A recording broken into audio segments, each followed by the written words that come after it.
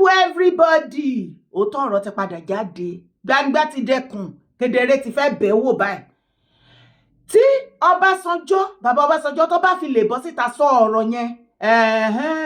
Ó ti is a finish. Bàbá Ọbásanjọ́ ti mú option wá o. Méjì sì ni A or B. Èyí tó wá jẹ́ A àbí B òun ni mi ò mọ̀. Ṣùgbọ́n mo fẹ́ kí gbogbo wa ká tẹ́tí bẹ̀lẹ̀ jẹ́ ká wá gbọ́. Èyíkéyìí tó bá wá rò wípé òdì mú bẹ́ẹ̀ jẹ́ ká jọ pàdé níbi comment section. Ṣé o mọ̀ wípé èmi àti ẹ mọ̀ wípé bàbá Ọbásanjọ́ ilẹ̀kùn ni wọ́n rínú as in Nigeria matter, Nigeria issue. Wọ́n rínú, wọ́n sì ríta. Ṣùgbọ́n tí ó bá wá mú Ọbásanjọ́ tí wọ́n bá bọ́ síta, tí wọ́n mú idea ìwá àbí tí wọ́n mú advice ìsọ̀kalẹ̀. Bàbá Ọbásanjọ́ ti give up lórí matter Tinubu against presidential election 2027.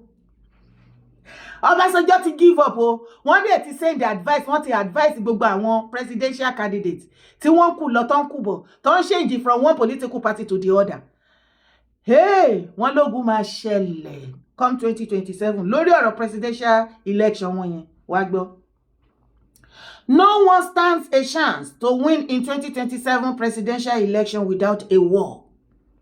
Not Atiku Abubakar, not Obi Abdobi, not Kwankwaso Rabiu.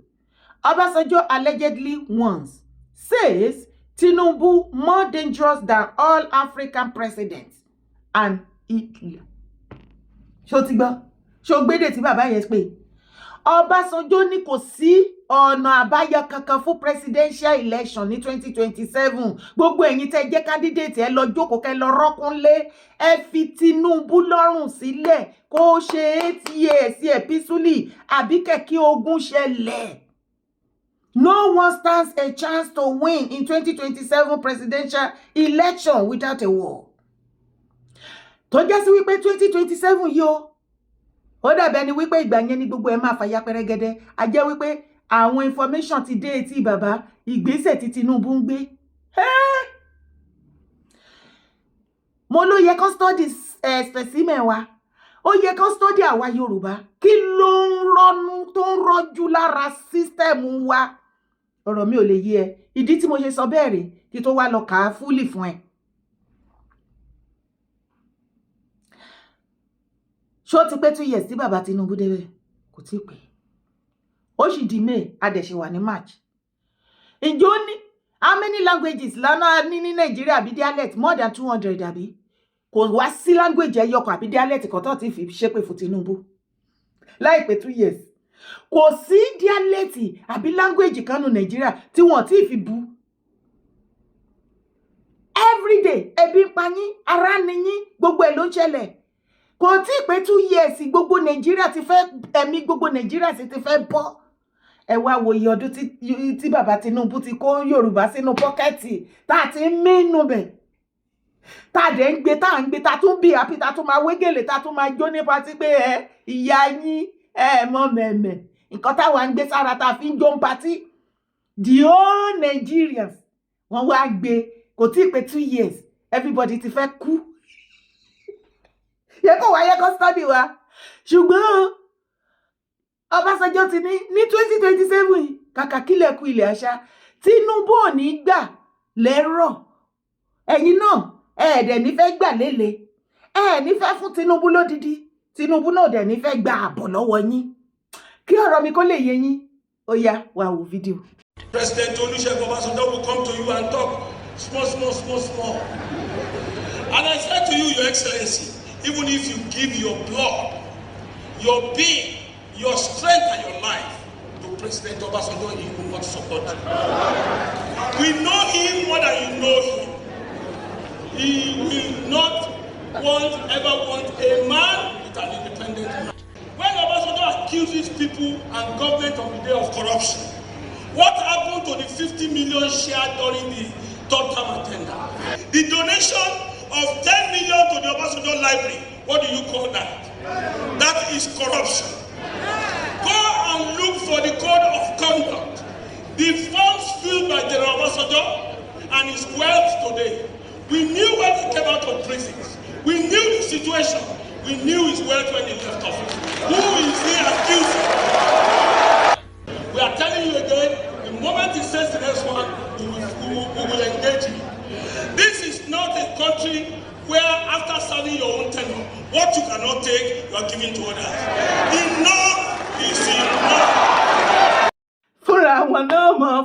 wọn lóògùn jẹ fúnra wọn ni ẹbẹ́jọ́ kówó Nàìjíríà jẹ ni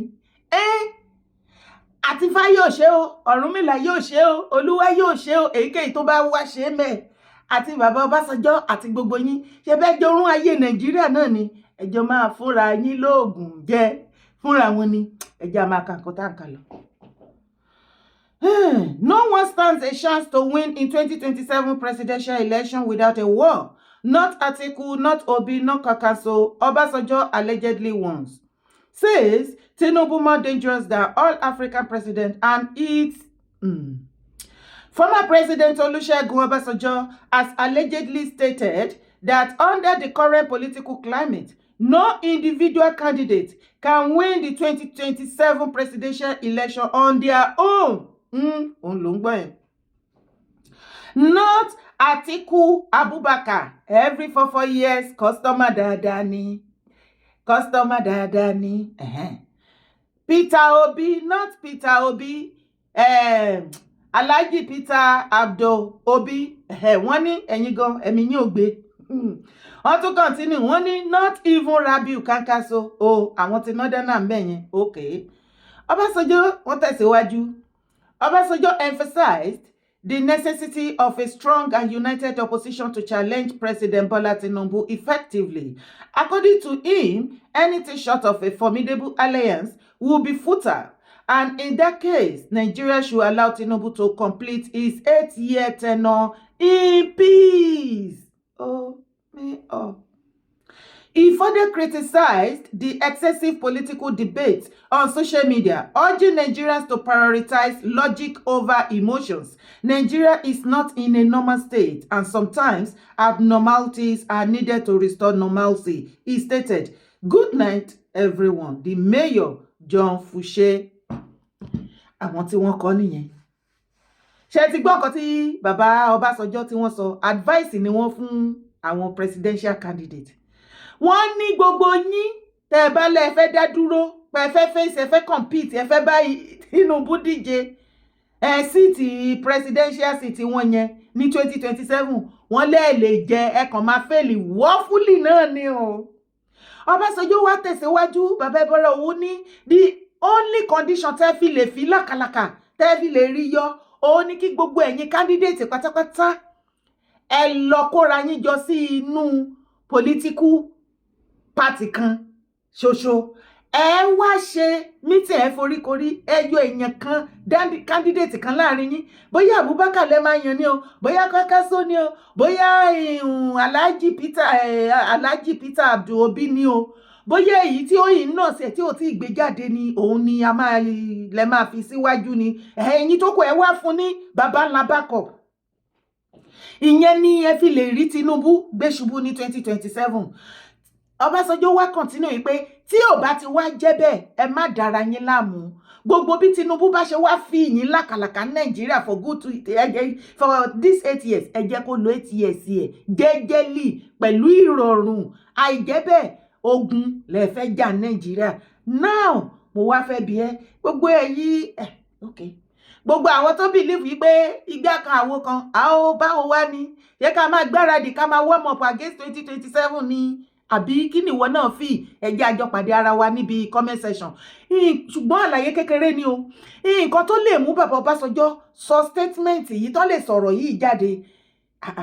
Ṣé mọ̀ wípé ilẹ̀kùn ni bàbá Ọbásanjọ́ wọ́n rí inú Nàìjíríà wọ́n ríta. Wọ́n ti mọ irú èèyàn tí Tinubu jẹ́ wípé kàkà kílẹ̀kùn ilẹ̀ àṣà wọn tí ìbí candidate yẹn ní Nàìjíríà yẹn. Wọn tí ìbí candidate tó máa na Tinubu hands down ní 2027. Hello, excuse you, níbo? Kàkà kílẹ̀kùn ilẹ̀ àṣà ni ó dẹ̀ pé ẹ̀ mọ́ Tinubu. Èyí tó worst jù tó le jù kókórókó òun láti débẹ̀ fún ó break yókì yẹn mi ìrírú ẹ̀rí. Ẹjọ́ mo ní question ni ẹni ẹjọ́ ṣé èèyàn ṣì ní bàbá Tinubu àbí wọ́n ti clone wọn ni? Bàbá lórí nǹkan tí mo kà yìí bàbá Ọbásanjọ́ wọ́n ti gbà fún bàbá Tinubu. Wo ṣáà máa ṣe wúwo ló dẹ mọ̀ máa ṣe wúwo bá ṣe wúwo ìwọ ló mọ̀ ṣáà ṣe wọn bá tó fẹ́ ṣe etí ẹsẹ̀ kókó rẹ kúrò bẹ́ẹ̀ kó jẹ́ ká rójútu ọ̀rọ̀. Òun ni mo rí tí bàbá Ọbásanjọ́ tí wọ́n ṣe é sìn. Wọ́n ní ẹ fi Tinubu lọ́rùn lẹ̀ option kan ni nínú kó máa continue yours truly jẹ́jẹ́lì bó ṣe wà yẹn àbíkẹ́ kí ní Nàìjíríà kó fàyà pẹrẹgẹdẹ kógun dé yo ìkànnì kẹ́ṣùs. Ṣùgbọ́n Tinubu ó ga o Yorùbá mú nǹkan mọ́ra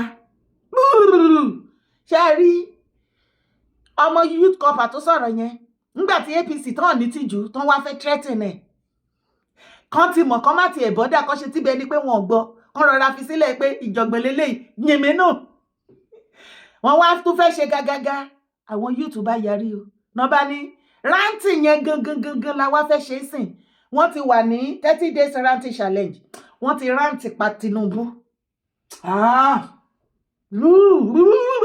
fídíò ti pọ̀ jù mí ìmẹ́lẹ̀ ti máa gbé ó ti ẹ̀ nìkan tán wá pákéjì gbogbo ẹ̀ síbẹ̀ gbogbo wọn kan rẹ́wùwọ̀ ṣó ti rí àní gbogbo láńgbèjì ilẹ̀ Yorùbá Nàìjíríà náà ti fi bú Tinubu nínú ìjọba presidential city ẹ̀ yìí kò sí irú àdúrà àtẹ̀pẹ̀ tí wọ́n ti ṣẹ́ fún kò sí irú kọ́lọ̀ èpè àti èébú níbi tá a bá dé ṣé mọ̀ pé tẹ́lẹ̀tẹ́lẹ̀ yẹn ni bàbá ní àwọn òtí ẹ̀ ń wá sọ̀n láì mọ́ àwọn máa ń yọ gbéyàn ni pé kí náà tún wí lọ́run láì lọ́wọ́ wá níbi tá a bá dé Tinubu ò tẹ̀ wá rányàn mọ́ bàbá Tinubu ò rán anybody kan tó bá wù anybody wá ká sọ lọ́run láì ṣé rí gbogbo wọn àrẹ́sì wa yẹn àwọn bọ́ìsì ẹ̀ náà ń ṣiṣẹ́ yìí àwọn bọ́ìsì bàbá Tinubu wọ́n kóró àwọn ọmọ oró àwọn wọ́n bá gbé ẹ mú wọ́n rún ẹ wọ́n ya wèrè ju màálù lọ wọ́n sán lórí gan ni mi ìrírú wọn rí ó dẹ̀ nígbọ̀n kankan lẹ́nu wọn mi ìrírú àwọn pípù ìrí àti bàbá Tinubu kan kò ní wúkọ́ ẹ wo mo kàn ní kí wọ́n bẹ fún wa náà ni kí ni solution ṣé kí yóò fà ya pẹrẹgẹdẹ yẹn ẹyin ok ṣé ká dìbò ṣé ká ó yá nísìnyí níbi comment section ṣé ìwọ tó bá faramọ́ kí Tinubu yours truly tó òfógun Nàìjíríà kó máa bá lọ yours truly jẹ́ ká mọ̀ ìwọ tó bá sọ wípé òkè o yòókù kúkú dàrú yẹn gangan ní ká wá túṣà ó yá níbi comment section jẹ́ ká pàdé orúkọ tèmi ò yí padà Yèyé Dára Kówé kó òun ni mò ń jẹ́ má gbàgbé láti bá mi support brand mi lè dá ṣe gbogbo ẹ̀yin tẹ́ bá mi support mo dúpẹ́ mo mọ̀ lóore ìwọ tó ṣì ń bínú má bínú èmi àti ẹ ò níjà ọ̀rọ̀ ilẹ̀ Yorùbá ni mo gbé dání mi ò lè dá ṣe jẹ́ kájọ fọwọ́sowọ́pọ̀ kájọ tí ilẹ̀ bàbá wa ṣe bá mi subscribe sórí YouTube channel yìí bẹ́ẹ̀ ni sì máa bá mi share àwọn fídíò yìí gbogbo ẹ̀yin tẹ́ ń kọ́mẹ́ǹtì pátápátá ni mo rí o ẹ ṣeun gan ni o àjọ lájọṣe pẹ́pẹ́pẹ́ ilẹ̀ Yorùbá gbè wá o kò ní gbọ̀dàlẹ̀ àárín wa àtọmọ àlẹ̀ àárín wa great Yorùbá land great.